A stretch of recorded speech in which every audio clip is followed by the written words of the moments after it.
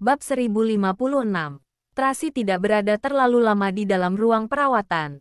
Ia diam-diam pergi. Daniel menariknya sebelum ia pergi dan berkata, "Bisakah anak-anak tinggal selama beberapa hari untuk menghadiri pemakaman Tuan Besar? Setelah 3 hari, aku akan mengantarkan Carlos dan Carla padamu." "Baiklah." Tracy langsung menyetujuinya. Ia pun memperingatkan Daniel, "Jangan coba-coba menipuku. Jangan khawatir." Daniel terlihat sangat lelah. "Kamu boleh pegang perkataanku." Tracy mengangguk-anggukan kepala. Ia memutar badannya dan pergi. Ia tidak suka situasi seperti ini. Ia ingin sendirian dengan tenang. Paula mengendarai mobil, melirik ke spion tengah dengan hati-hati sambil berusaha mengamati raut wajah Tracy. "Nona Tracy, apakah Anda baik-baik saja?" "Aku baik-baik saja." Tracy sangat tenang. "Pergi ke makam Akiyama." "Hah?" Paula tertegun sejenak dan langsung menjawab, "Baik, makam Akiyama adalah tempat di mana James Smith, ayahnya, dimakamkan. Abu jenazah Bibi Juni juga dikubur di sana. Ia bersumpah membawa darah Devina dan Linda untuk dipersembahkan ke Bibi Juni. Begitu juga ayahnya yang dari awal dipaksa mati oleh Devina. Utang darah ini kini telah terbalaskan." Namun, Tracy sedikit pun tidak bahagia. Ia hanya merasa frustasi dan tersesat. Hujan gerimis dengan udara yang sedikit dingin. Tracy mengenakan mantel dengan membawa 2 ikat bunga di tangannya. Berjalan menuju ke makam ayahnya dan Bibi Juni. Menaruh bunga di atas makam mereka. Lalu berkata, "Ayah, Bibi Juni, aku sudah selesai membalaskan dendam kalian. Kalian sekarang bisa beristirahat dengan tenang." Meskipun Tracy berkata seperti itu, namun ia ingat, ayahnya saat itu menyembunyikan bahwa ia dianiaya. Sebenarnya karena ia tidak ingin Tracy balas dendam. Ia berharap Tracy bisa melewati hidupnya dengan bahagia. Dan pesan terakhir Bibi Juni sebelum ia meninggal, "Kamu harus tetap hidup. Tetap hidup." Semuanya berharap ia bisa hidup dengan bahagia. Hal lainnya tidaklah penting. Tracy menghela napas. Bagaimanapun juga, dendamnya kini sudah terbalaskan. Kini saatnya ia pergi. Kota ini terlalu banyak menyimpan kenangan manis dan pahit. Cinta, benci, sayang, dendam. Ia tidak ingin kembali lagi ke kota ini. "Nona Tracy," Paula berbisik melapor. "Cecil memberitahu bahwa Duke Louis kini sekarang ada di kota Bunaken. Pasti Tuan yang menyuruhnya untuk menjemputmu." Begitu Paula selesai berbicara, ponsel Tracy langsung berdering. Ia mengangkat ponselnya. "Duke Louis." "Tracy, kakakmu menyuruhku datang menjemputmu. Apa aku boleh langsung ke rumahmu?" "Boleh. Aku akan segera pulang. Sampai jumpa di Bukit Haruna." "Oke. Sampai ketemu nanti." Suara Duke Louis penuh rasa sukacita yang begitu besar. Tracy sangat tenang. Ia tahu jika ia terus-menerus menentangnya, maka ia bisa menolak pernikahan ini. Tidak peduli kakak laki-lakinya sekuat apa, ia tidak akan bisa memaksa Tracy untuk melakukan sesuatu. Namun, Tracy juga sudah lelah terikat dengan perasaan dendam dan kebencian. Ia berpikir, jika ia benar-benar bersama dengan Duke, ia bisa melupakan semuanya dan memulai kembali hidupnya dari awal. Duke Louis adalah orang yang sederhana dan jujur. Ia memperlakukan orang dengan tulus. Latar belakang keluarganya juga baik. Terlebih lagi, keluarganya memiliki tempat khusus di kerajaan Prancis.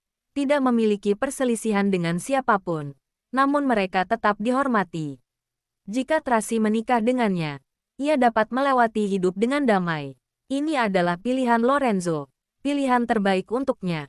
Tracy sadar, semua yang diberikan kakaknya adalah pilihan yang terbaik. Jadi, ia menerimanya dengan senang hati. Di sepanjang perjalanan pulang, Tracy menatap hujan rintik-rintik di luar jendela. Peristiwa-peristiwa masa lalu satu persatu muncul di benaknya. Setiap potong kenangannya bersama dengan Daniel seolah tersapu oleh hujan. Namun pemandangan sepanjang jalan kini tertinggal di benaknya. Tracy berulang kali mengingatkan dirinya sendiri. Ia harus meninggalkan semuanya. Saatnya untuk mengakhiri semuanya.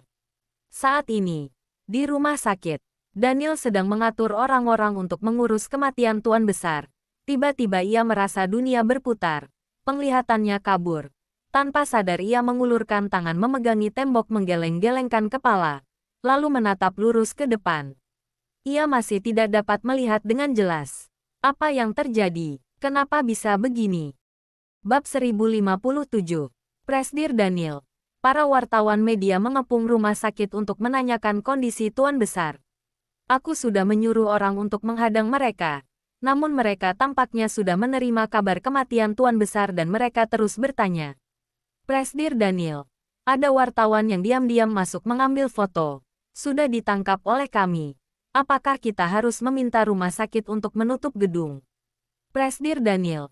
Carla demam. Sebaiknya kita antar dia ke rumah Nona Tracy dulu. Begitu banyak pertanyaan mendesak yang sedang menunggu jawaban Daniel. Ia tidak punya waktu untuk berpikir terlalu banyak. Ia langsung kembali sadar dan mulai mengarahkan dengan tegas. Lily, antarkan Carla kembali ke Bukit Haruna. Pengobatannya tidak boleh terhenti. Baik, Thomas. Antar Carlos, Charles dan Sanjaya pulang ke rumah. Biarkan mereka beristirahat dulu. Tunggu sampai upacara pemakaman baru datang. Mengerti, Rian. Mengenai berita kematian Tuan Besar, minta media untuk tidak rusuh. Jika tidak, mereka akan bertanggung jawab langsung di hadapan hukum. Minta rumah sakit untuk menutup gedung. Baik, setelah semuanya selesai ditangani, Daniel kembali sibuk menangani urusan perusahaan. Kematian Tuan Besar kembali membuat saham perusahaan bergejolak. Setelah para petinggi grup keluarga Wallace mendapatkan kabar kematian Tuan Besar, mereka langsung datang ke rumah sakit. Sedangkan petinggi-petinggi dari kantor pusat di luar negeri sedang dalam perjalanan ke sini. Direktur Tony meneleponnya 3 kali. Namun Daniel sama sekali tidak menjawab. Winnie mengirimkannya banyak pesan singkat, menunggu balasan Daniel. Saat ini, Daniel tidak punya waktu untuk meladeni mereka. Ia harus menemui tim pengacara menangani surat wasiat Tuan Besar terlebih dahulu, kemudian menemui para komisaris. Serangkaian pekerjaan ini membuat Daniel sibuk hingga kepalanya pusing. Ia sama sekali tidak punya waktu untuk memperdulikan kondisi tubuhnya sendiri. Lagi pula gejala yang muncul sebelumnya sangat singkat dan bisa pulih dengan cepat. Ia berpikir, mungkin karena ia terlalu lelah. Bagaimanapun juga ia sudah begadang beberapa malam. Ia hampir tidak tidur sama sekali di siang hari. Tidak peduli sekuat apapun tubuhnya, pasti akan tumbang juga. Ia hanya merasa sedikit tidak enak badan. Bukan masalah besar. Pada saat yang sama, di villa sisi utara, mobil Duke Louis baru sampai di depan rumah. Ternyata Tracy sudah pulang. Ia turun dari mobil, lalu terburu-buru menghampirinya. Tracy. Tracy mendongakkan kepala melihat senyum cerah di wajah Duke. Senyuman itu seperti sinar matahari di tengah musim dingin, membawa rasa hangat untuk orang-orang. Tidak disangka, aku bisa secepat ini bertemu denganmu. Aku sangat senang. Duke berkata sambil tersenyum. Kakakmu bilang, lusa kita akan pulang ke Emron. Aku sudah memesan tiket pesawatnya. Tracy sedikit menganggukkan kepala. Kamu sudah menempuh perjalanan yang jauh. Pasti lelah, istirahat dulu sebentar. Aku akan mengurus beberapa hal terlebih dahulu. Baik, Duke menganggukkan kepala. Sebentar lagi kita akan meninggalkan kota ini. Banyak hal yang harus diurus. Aku tidak akan mengganggumu lagi. Kamu urus saja dulu. Naomi, antarkan Duke ke kamar tamu. Perintah Tracy. Baik, Naomi mengarahkan Duke dan bawahannya ke lantai atas. Tracy masuk ke dalam ruangan. Ia terlebih dahulu mencari tabib Hansen. Mengatakan kepadanya bahwa ia akan pulang ke Emron dan memintanya untuk pulang bersamanya. Terus memberikan pengobatan lanjutan kepadanya dan Carla. Tabib Hansen dengan usainya kini sebenarnya tidak ingin bepergian. Namun pengobatan Tracy dan Carla sudah di depan mata. Tidak bisa ditunda lagi. Sedangkan konflik keluarga Moore dan keluarga Wallen semakin rumit. Kemungkinan pengobatan mereka bisa saja terhenti. Tabib Hansen mempertimbangkannya berulang kali. Ia akhirnya menganggukkan kepala. Baiklah, pengobatan adalah yang terpenting. Terima kasih, Tabib Hansen. Terima kasih. Tracy sangat berterima kasih. Ia sempat berpikir jika Tabib Hansen tidak setuju, maka akan sangat merepotkan. Tak disangka, Tabib Hansen menyetujuinya dengan begitu mudah. Kapan berangkat? Tanya Tabib Hansen. Aku akan bersiap-siap terlebih dahulu. Lusa, Tracy berkata. Aku akan siapkan semuanya. Jangan khawatir. Harus siapkan beberapa obat. Obat-obat itu tidak bisa dibeli di luar negeri. Waktu 2 hari sedikit mepet. Aku akan minta Amanda dan Dixon untuk menyiapkannya. Baik. Aku akan minta Paula untuk membantumu.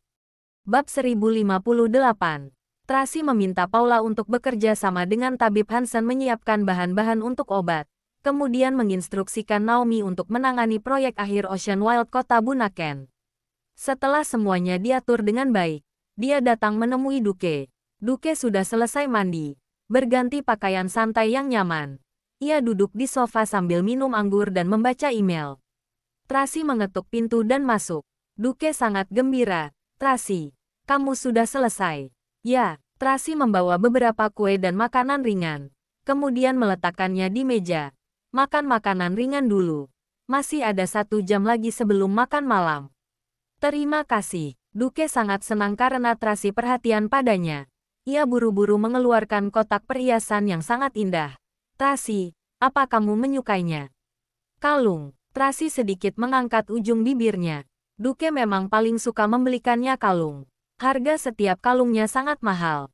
Lemari perhiasannya sudah penuh dengan kalung permata yang dia berikan padanya. Ya, buka dan lihatlah, kata Duke dengan misterius. Tracy tidak berharap apapun. Dia membuka kotak itu perlahan dan seketika terpana. Bukankah ini kalung batu rubi biru peninggalan ibunya?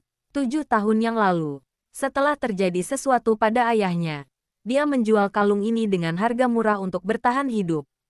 Kemudian, dia pernah memberitahu Daniel tentang hal ini, tapi Daniel memarahinya dan menyebutnya bodoh. Tak disangka, hari ini dia masih bisa melihat kalung ini. Aku memikirkan banyak cara, mencari di seluruh pasar gelap, dan menghubungi orang-orang di pasar perhiasan. Pada akhirnya, aku menemukannya di sebuah lelang kecil di Prancis. Ini benar-benar takdir. Duke menjelaskan sambil tersenyum. Aku dengar, ini adalah barang berharga peninggalan ibumu. Sekarang akhirnya dapat kembali ke pemilik aslinya. Bagaimana kamu tahu? Tracy terkejut. Dia tidak pernah memberitahunya tentang hal itu. Aku melihat foto di kantor kakakmu. Foto kakakmu dan ibumu. Di foto itu, ibumu memakai kalung ini.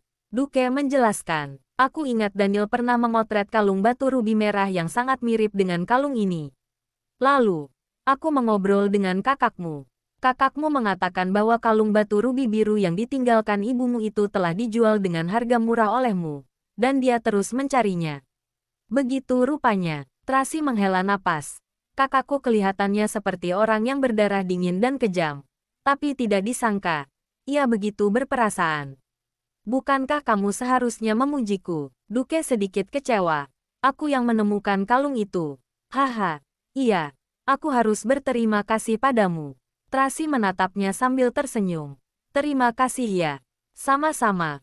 Melihatmu tersenyum aku sudah senang. Duke tersenyum. Tracy, percayalah, aku akan membuatmu bahagia. Mendengar kalimat ini, Tracy terdiam. Dia menundukkan kepalanya dan melihat kalung di tangannya. Hatinya sangat rumit, tak bisa diungkapkan dengan kata-kata.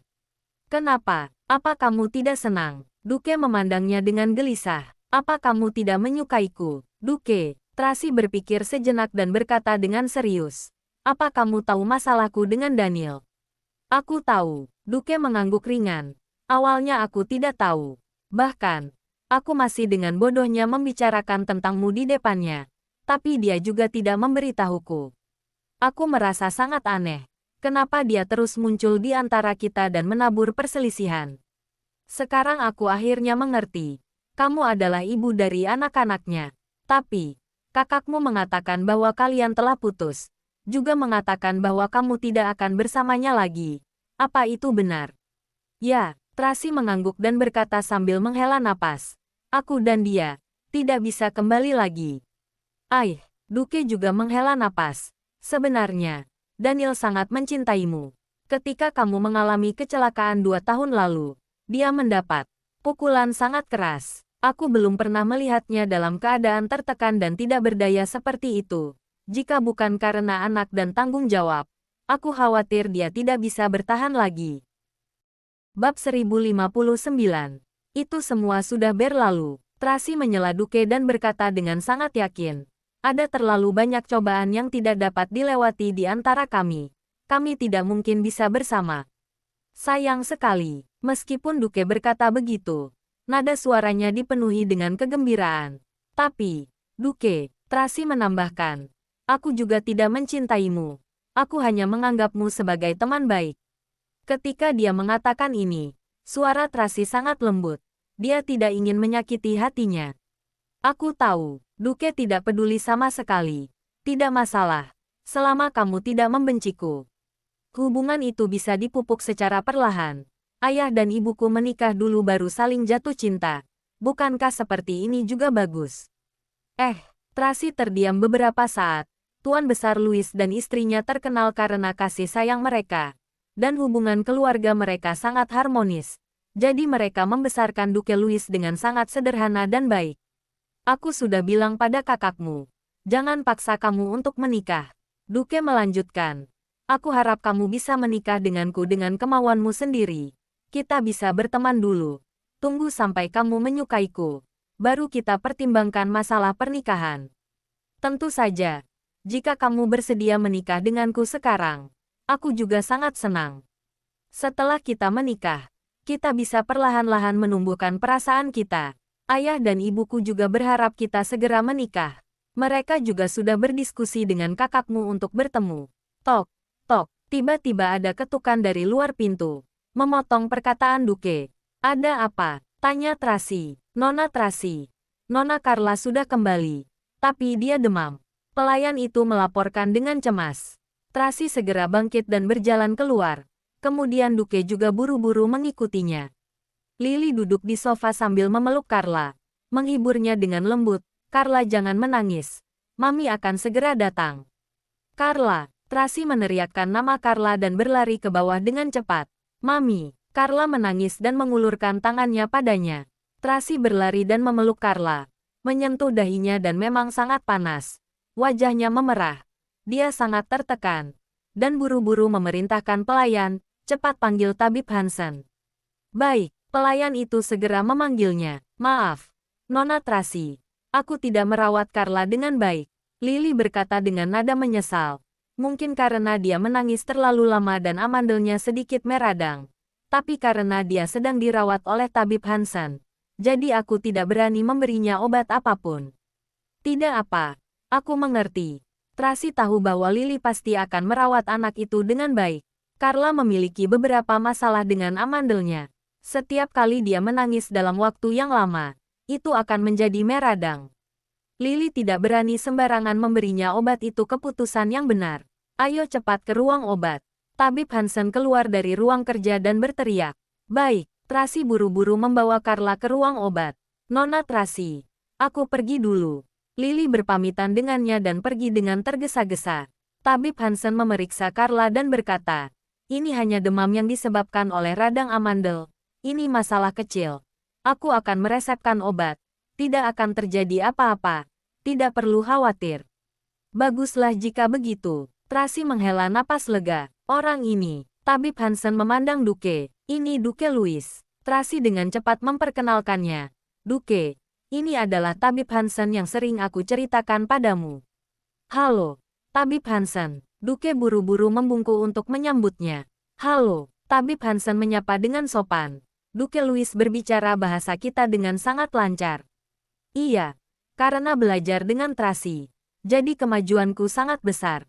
Duke berkata sambil tersenyum. Dan kemudian menyapa Carla. Halo Carla, senang bertemu denganmu. Carla menatap pria pirang tampan ini. Ia mengerutkan kening, cemberut, kemudian masuk ke pelukan. Tracy, anak 6 tahun sudah mengerti akan beberapa hal, tetapi di dalam hatinya, tetap tidak ada yang sebaik papinya. Bab 1060, Duke tidak merasa keberatan. Sebaliknya dia malah tersenyum ramah pada Carla. Tracy menyuapi Carla obat, lalu membawanya kembali ke kamarnya dan membujuknya untuk tidur. Setelah semuanya selesai, Tracy keluar dari kamar dan menemukan bahwa Duke sedang bermain catur dengan Tabib Hansen di lantai bawah. Keduanya berbincang-bincang dengan gembira. Tracy menghela napas, disertai dengan senyum masam. Tabib Hansen ini memang sangat mudah menyukai orang. Seperti ini pun tidak masalah. Setidaknya untuk 2 bulan ke depan, kita bisa berhubungan dengan baik. Di pihak keluarga Moore, semuanya baik-baik saja. Tetapi saat ini, di pihak keluarga Wallen semuanya terlihat sangat sibuk. Tuan Besar meninggalkan semua hartanya untuk ketiga cicitnya. Hal ini membuat semua orang sangat terkejut. Yang berarti, berdasarkan undang-undang, sebelum ketiga anak itu tumbuh dewasa, tidak ada yang boleh menyentuh harta warisan tersebut. Dengan demikian, masalah yang grup Wallens hadapi sekarang hanya bisa diselesaikan oleh Daniel sendiri. Masalah Presdir Devina, ditambah lagi dengan berita meninggalnya Tuan Besar, membuat grup Wallens terguncang, juga membuatnya kehilangan modal yang sangat besar, dan sekarang dia tidak bisa menggunakan uang modalnya. Daniel sangat tertekan saat ini, seperti ada gunung besar yang menekan pundaknya dan membuatnya sulit melangkah. Pada hari Tuan Besar meninggal, Daniel sibuk sepanjang malam. Keesokan paginya, dia memejamkan mata di mobil sebentar dan terus melanjutkan pekerjaannya. Semua direktur grup Wallens dari seluruh dunia datang untuk menghadiri pertemuan, serta tim pengacara yang dipekerjakan oleh grup Wallens. Semuanya hadir di sana. Daniel mengadakan pertemuan rapat selama 4 jam berturut-turut, dan pada akhirnya ia menemukan jalan keluar. Pertama, dia menggunakan aset pribadinya untuk mengisi kekurangan. Dan pada saat yang sama, dia meminjam dari pihak bank. Dia juga berharap para direktur akan membantunya. Direktur Tony adalah orang pertama yang mengusulkan bahwa dia akan membantunya untuk melewati kesulitan bersama. Dan kemudian 2 direktur lainnya mengatakan bahwa mereka akan berjuang bersama. Tetapi beberapa orang juga bertanya, siap ibu dari anak-anak itu? Sekarang ada desas-desus yang mengatakan bahwa ibu anak-anak itu berasal dari grup Moore. Jika benar demikian, semua orang akan khawatir tentang masa depan grup Wallens. Bahkan mereka khawatir bahwa grup Wallens akan dirampas oleh grup Moore. Bagaimanapun, grup Moore sekarang dapat melampaui grup Wallens dan dapat mengambil posisi teratas. Dihadapkan dengan pertanyaan ini, Daniel dengan dingin menolak untuk menjawab, ini adalah masalah pribadiku. Dan aku tidak perlu menjelaskannya pada kalian. Aku pasti akan menyelesaikan masalah grup ini. Jika ada yang bersedia membantuku, aku pasti akan mengingatnya. Dan aku akan membalasnya di masa depan. Jika tidak bersedia, aku juga tidak akan menyalahkan kalian. Jika ada yang punya pendapat ingin pergi, aku juga akan memenuhinya. Kita putuskan seperti ini saja. Dan rapat dibubarkan. Setelah beberapa kata itu, orang-orang yang hadir pun terdiam. Meskipun sekarang grup Wallens dalam keadaan krisis, tapi semua orang masih percaya pada kemampuan Daniel dan tahu jelas kekuatan grup Wallens. Terlebih lagi, 3 pewaris kecil itu juga merupakan anak-anak Daniel. Jadi, sejauh ini, tidak ada orang yang pergi meninggalkan tempat rapat. Tapi, jika anggota lainnya ingin membantu Daniel mengatasi kesulitan bersama, tetap harus mempertimbangkannya lagi. Karena tetap ada risiko besar yang menanti. Siapa yang tahu apa yang akan terjadi di pasar kelak? Kerugian besar ini tidak dapat dipenuhi oleh beberapa ratus miliar saja. Dari seluruh anggota yang rapat, hanya Direktur Tony yang mengatakan bahwa dia akan memberikan bantuan sepenuhnya, dan 2 direktur lainnya hanya bisa mendukung saja. Lagi pula, kekayaan mereka sangat sedikit, tidak dapat membantu banyak. Oleh karena itu, semua tekanan hanya bisa ditanggung oleh Daniel seorang diri. Direktur Tony tidak mengerti mengapa Tuan Besar bisa membuat surat wasiat ZRT itu. Semua orang di pasar tahu bahwa uang akan menghasilkan uang. Hanya dengan modal uang, baru bisa menghasilkan uang lebih besar. Dia meninggalkan warisannya kepada ketiga cicitnya. Sekarang tidak ada yang dapat menyentuhnya. Bahkan sekarang grup sedang menghadapi kesulitan yang sangat berat. Bagaimana Daniel bisa membuat perusahaan menjadi tambah besar dan kuat? Daniel sangat mengerti maksud dari Tuan Besar. Jika kamu memiliki tanggung jawab, kamu juga akan dihadapi dengan tekanan. Ketika ada tekanan, maka orang akan fokus pada karirnya, tidak akan memiliki energi untuk terjerat dalam perasaan yang salah.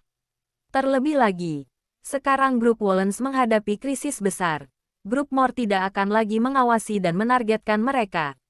Lorenzo Moore pasti akan mengubah arah untuk memperluas bisnisnya. Kemudian, peperangan antara keluarga Moore dan Wollens dapat diredakan selama beberapa tahun ke depan.